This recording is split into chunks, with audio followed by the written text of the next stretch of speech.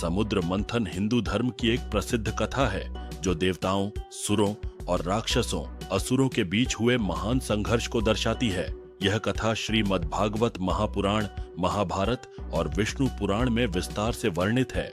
एक बार आर्षि दुर्वासा ने देवराज इंद्र को एक दिव्य माला भेंट की। इंद्र ने उसे अहंकारवश अपने ऐरावत हाथी के सिर पर डाल दिया। ऐरावत ने वह माला जमीन पर फेंक दी, जिससे आर्षि दुर्वासा क्रोधित हो गए और उन्होंने इंद्र को श्राप दिया कि देवताओं की शक्ति क्षीण हो जाएगी। इस श्राप के कारण देवता कमजोर हो गए और असुरों ने स्वर्ग पर आक्रमण कर उन्हें पराजित कर दिया।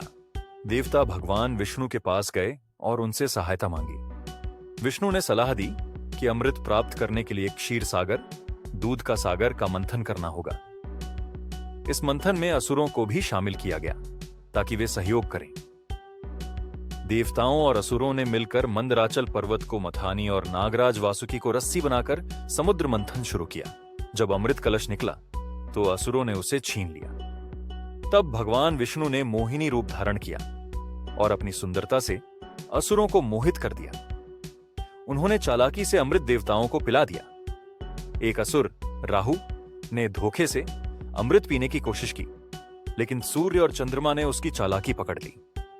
भगवान विष्णु ने सुदर्शन चक्र से उसका सिर काट दिया। अमृत पीने के कारण उसका सिर अमर हो गया और वह राहु केतु के रूप में ग्रह बन गया। समुद्र मंथन से 14 बहुमूल्य वस्तुएं निकली। हलाहल विष भगवान शिव ने इसे अपने कंठ में धारण किया, जिससे उनका गला नीला हो गया और वे नीलकंठ कहलाए।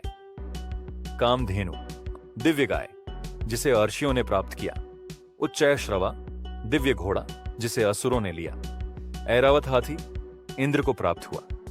कौस्तुभमणि भगवान विष्णु ने इसे धारण किया। कल्प वृक्ष देवताओं को मिला। अप्सराएं स्वर्ग में चली गईं। लक्ष्मी जी वे समुद्र से प्रकट हुईं और भगवान विष्णु की पत्नी बनी। वारुणी मदिरा असुरों ने इसे ग्रहण किया। चंद्रमा भगवान शिव के मस्तक पर सुशोभित हुआ। शंख भगवान विष्णु ने धारण किया। धन्वंतरी वे दिव्य चिकित्सक के रूप में प्रकट हुए। अमृत कलश अमृत का पात्र, जिसे असुरों से बचाने के लिए संघर्ष हुआ। रंभा अप्सरा स्वर्ग लोक की शोभा बढ़ाने के लिए मिली। अमृत पाने के बाद देवता पुनः शक्तिशाली हुए और असुरों को पराजित कर स्वर्ग पर अधिकार कर लिया। इस कथा से हमें धैर्य, कर्म और ईश्वर पर विश्वास रखने की सीख मिलती है। यह कथा हिंदू धर्म में देवताओं और असुरों के संघर्ष को दर्शाती है, जो हमें सिखाती है कि कठिनाइयों का सामना धैर्य और मेहनत से किया जा सकता है।